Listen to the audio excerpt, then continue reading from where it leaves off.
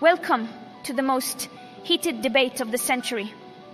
On my right, we've got the former bartender turned Congresswoman, AOC. And on my left, a man who once did time.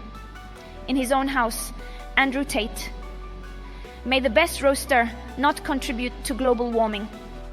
Well, hello there, Andrew. When I heard I was facing off against someone who ran a webcam business, I thought I'd be up against a tech whiz. But then I remembered, it's just you. Hey, AOC, love the bartender background. I'm sure it prepared you for all the shots you're about to take tonight. Speaking of which, what color is your Bugatti? Oh, right, you probably traded it for some recycled straws. Recycled straws. That's the only kind of straw we should have. 1 point for AOC.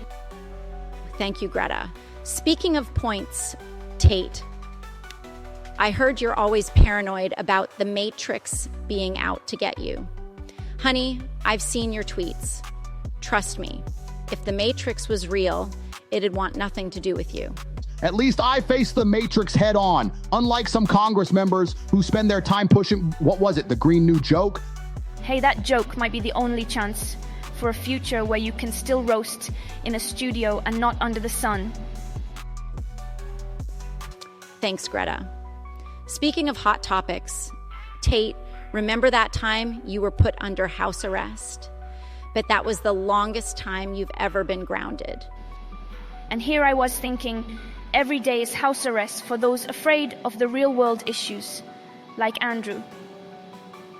But better house arrest than being under the illusion that socialism works. And didn't you say, we've got only 10 years before climate change dooms us all? Guess I better enjoy my time while I can, even if it's at home.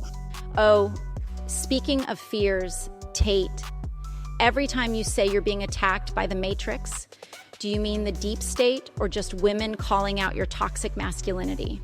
Well, AOC, you sure seem to know a lot about toxic things, given the policies you push. And don't even get me started on how you're handling your Congress role. Then again, if my biggest achievement was mixing cocktails, I'd probably mess up too.